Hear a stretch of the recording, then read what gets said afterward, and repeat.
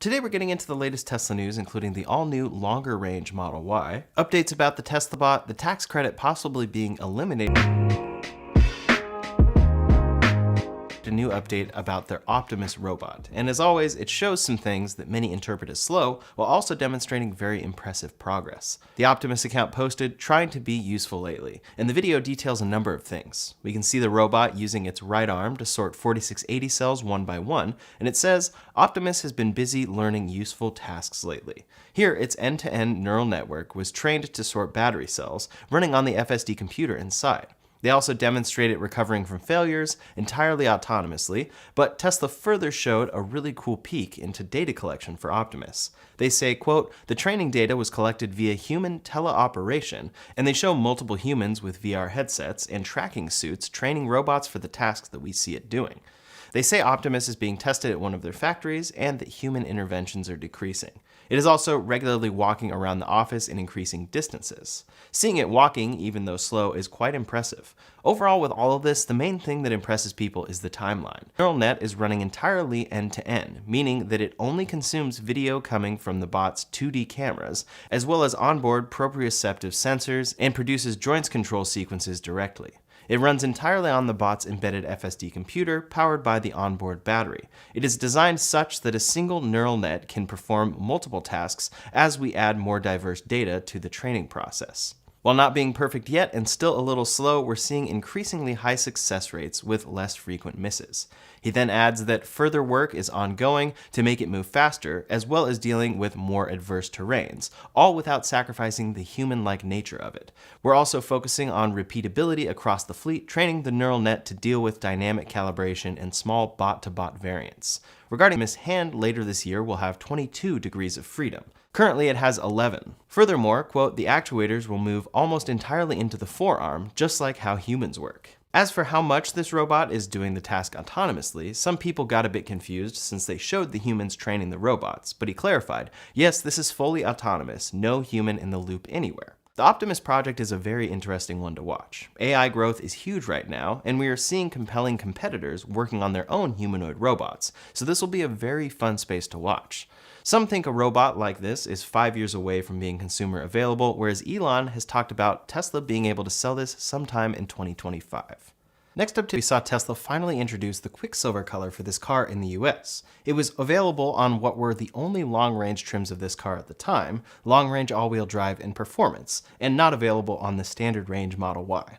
That standard range Model Y is something Tesla introduced a few months ago, finally, and it helped bring the base cost of the Model Y down a lot. That car was always in a bit of a weird spot in the US, since Tesla didn't introduce it for a while, then introduced it. But Elon said the range didn't meet Tesla's standard of excellence. They got rid of that, and then eventually they did bring it back, but with a 260-mile range instead of the previous 240. This past week, Tesla finally introduced the all-new long-range rear-wheel drive Model Y. This is a trim they originally announced for this car back in 2019, but it truly never came to market. The only way to get a long-range Model Y was to upgrade to all-wheel drive as well. That's great, but for many customers, that second motor actually isn't necessary, and they'd rather have the increased range of a single motor. Elon Musk announced this car, saying, "The standard Tesla Model Y now has a 320-mile range. Although it is rear-wheel drive, the precision of Tesla's electric motors means it still has great traction on snow and ice with all-season tires." As we can see on Tesla's website, that trim now has replaced the standard range Model Y, but with a slight price increase of $2,000. So now the base price of the Model Y is up to $44,990, but the car comes with 60 more miles of range standard. You have to upgrade to all-wheel drive for $3,000 extra and pay for the $2,000 paint upgrade. Similarly, if you want 7 seats, you have to upgrade trims. In any case, this rear-wheel drive Model Y gets a 320-mile range, 10 miles higher than the all-wheel drive, the same 135-mile-per-hour top speed, and then a 0 to 60 in 6.5 seconds, marking the slowest available Tesla. Upgrading to induction wheels drops the range from 320 down to 295 miles. Worth noting that these are using the new EPA testing standards, so range predictions here should be more accurate than previous years. This car will be extremely popular. Range is very important to people, even if they don't fully really need it, and a $2,000 price bump to take 260 miles up to 320 is well worth it for many. With that said, many customers over the past couple of years purchased a standard range Model Y, and we have now learned that they were actually buying this car. Elon Musk tweeted saying, quote, "The 260-mile range Model Ys built over the past several months actually have more range that can be unlocked for $1,500 to $2,000, gains 40 to 60 miles of range, depending on which battery cells you have, working through regulatory approvals to enable this." So this whole time, Tesla was selling a software-locked version, likely due to battery sourcing. It was probably just easier and cheaper to create a, quote, lower range version of this car that they could sell for less than it was to make and source an entirely different battery pack for production. They have done this in the past a few times, especially with the Model S. It definitely sounds odd at face value, but when an unlock like this is offered, it can make a lot of sense. I'll estimate for the long-range rear-wheel drive today. This is a long-range battery, so your advice is going to be that for battery longevity, you should charge to 80% daily and reserve 100% charges for road trips. In practice, that will actually mean that you are daily using 80% of your battery's potential, or 256 miles of it. Versus if you don't pay for that range unlock, you can charge up to your, quote, 100% of around 260 miles each day. So really, this software unlock will only truly benefit those who need to charge to 100% on a semi-regular basis. Once Tesla offers that upgrade, that will definitely be a consideration. Since you only want to charge to 80% each day anyway, is unlocking the full battery necessary for your personal needs. Either way, this is an exciting upgrade for the Model Y, and I still hope to see the return of the standard range version, just with its own actually smaller, hopefully LFP pack in the future. Most of this comes down to scaling and tax credit eligible battery sourcing though. The future of Tesla's supercharger network is in a bit of flux after it was revealed that nearly the entire team behind that program has been let go in a recent round of layoffs. Elon announced that this move would lead to a slowdown in supercharger expansion, but this move comes as more and more automakers are gaining access to that very network. Ford and Rivian, for example, have recently started shipping dedicated NACS adapters to their customers that allow drivers to plug in and charge at most superchargers. But now that so many automakers have hitched themselves to the NACS charging standard, it does make you wonder whether Tesla's abrupt change of course has any of them worried. Many automakers made deals with Tesla knowing how involved this team was, and that they would help them out in this transition. So there has been speculation that this could massively impact the future of NACS. Just as every automaker decides, automakers have said that that move doesn't impact their plans for the future. When asked, GM specifically said, "We have nothing new to announce regarding our plans. We are continuing to monitor the situation regarding changes to the supercharger team and the potential impacts with no further comments or updates at this time." Ford also specified no changes, but of course, many fear that we will start seeing superchargers become more congested and automakers become frustrated that the integration wasn't as seamless as originally promised. It does seem to be a bit of a mess at Tesla right now, especially in this department, which makes sense after 500 people are suddenly let go. Tesla sent out an email to suppliers saying, "As part of this process, we are in the midst of establishing new leadership roles, prioritizing projects, and streamlining our payment procedures. Due to the transitional nature of this phase, we are asking for your patience with our response time." Later in the email, they specify, "At this time, please hold on breaking ground on any newly awarded construction projects and planned pre-construction walks."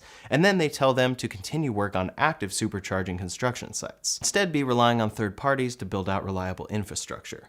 This is definitely an odd move, since it seemed Tesla had paved a very clear path towards dominating EV charging in the US as a whole, but we are already seeing how this is changing. Revel is an electric ride-hailing company, and after Tesla stopped work immediately on 4 sites with 60 charging stalls total in New York City, they are looking to take those over. A Revel spokesperson said, "Tesla left some really nice sites on the table. They're essentially ready to go. Those kinds of sites are super rare, and we are actively looking to pursue them." Revel's CEO also commented on Tesla's move in general, saying, "While I don't see how it's good for Tesla, letting go of the supercharger team is great for the rest of the industry. They've burned landlord relationships. They've ceded market share. They've freed up top talent. Revel has already added several new charging sites to our NYC pipeline and is interviewing multiple candidates for key positions."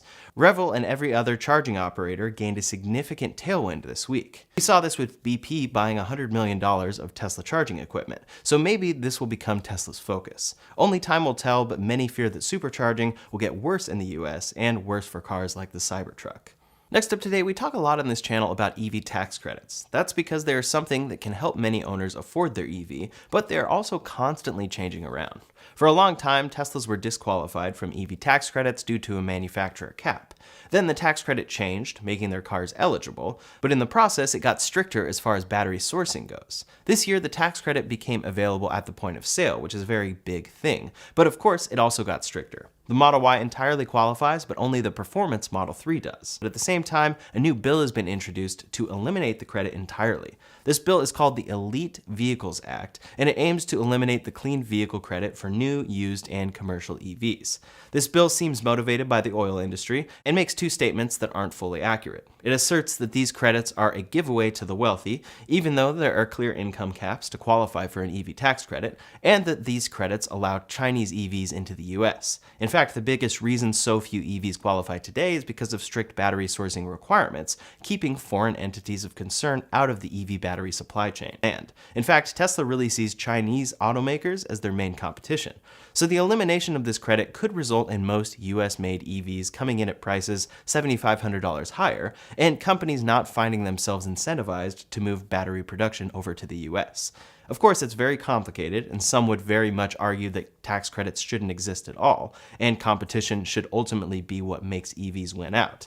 In the meantime, we'll have to see what happens with this bill, and it seems that rules could be getting a bit less strict, allowing cars like the long-range Model 3 to qualify for the credit once again. That would be great news for Tesla and other automakers as EV battery manufacturing scales up in jumping into the EV race. They have just announced some investments that signal they are making big changes to their strategy. The legacy automaker will be investing $11 billion towards building 4 dedicated EV and battery factories in Canada. According to their plans, this investment will enable them to output over 240,000 EVs for the US and Canadian markets per year. Starting in 2028, they will begin construction on the factories that will comprise their dedicated EV supply chain. When completed, this could reduce manufacturing costs by as much as 20% for the company. This move comes a year after Honda announced a $700 million investment into converting 3 of their Ohio plants into the center of their future EV battery production. Honda started sales of their Prologue EV last year, and once they can get these facilities up and running, then it could become eligible for the full $7,500 EV tax credit. Honda is a very popular legacy brand, and if they can start shipping a line of affordable electric options, then they could quickly become a competitive option in the EV marketplace. Fuel cell ambitions, but combined with EVs, they are planning on abandoning gas-powered vehicles by 2040. Maybe if they see success in scaling these cars, then we can see them push these goals even further forward. While a lot of automakers are racing to get increasingly affordable EVs to market right now, some automakers are going even further in the opposite direction. The Chinese automaker Zeekr is expanding across Asia and into Europe with 4 current luxury vehicle options. Their second vehicle, the 009 minivan, was designed to comfortably carry larger families in a very luxurious package. That car has been doing well in China so far, but Zeekr has just released its newest version, the 009 Grand. The Grand is an all-new deluxe version of the 009 with some truly luxurious and flashy new features. This 4-seater vehicle features a handmade stainless steel grille that has been hand-polished for 30 hours, as well as similarly made wheels and polished Himalayan marble interior. The 2 back seats feature 12-zone support and 24 different adjustments that should give you a comfortable way to watch the built-in 43-inch screen in the rear cabin with a full surround sound speaker system. Passengers will also have access to a rear mini fridge, UV sterilizer, and near pitch black dimmable windows, equipped with a full LiDAR setup and camera suite for their smart assist driving features. This car is currently available in China for the equivalent of $109,000. Many cars are offered at a lower equivalent price in China, so if this model makes it to any other markets, then we should expect it to sell for much higher. While many of us are very eagerly awaiting news of upcoming affordable EVs, it's undeniably interesting to see what crazy features are being put into the most luxurious electric cars out there. As the EV marketplace becomes even further saturated, Kia and Genesis are rolling out some pretty hefty incentives to bring in new customers. Genesis, the luxury sub-brand of Hyundai, has been growing quite rapidly since launching their first electric option, the EV60, a few years ago. They have since added the GV70 and G80 vehicles to their lineup and sold 6,403 vehicles in the US last year. That represents a 282% EV growth over 2022, and they outsold both Lexus and Lucid. Still, the company is looking to expand sales even further by offering $7,500 in retail bonus cash if you purchased a GV and the GV70 at $6,200 $60,300. When the Kia EV9 begins production next month out of Georgia, they're fully expecting that vehicle to be eligible for the full $7,500 EV tax credit. Until then, the company is shipping in units from Korea and offering a $7,500 rebate in the meantime to cover the expected tax incentive.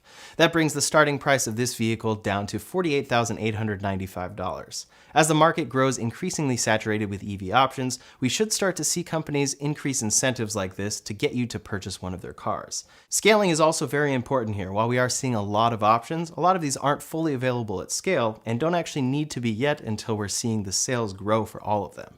It's great to see these cars dropping in price as it brings more electric options into affordability for a lot more customers. That's all the latest Tesla news for today, so in the meantime, if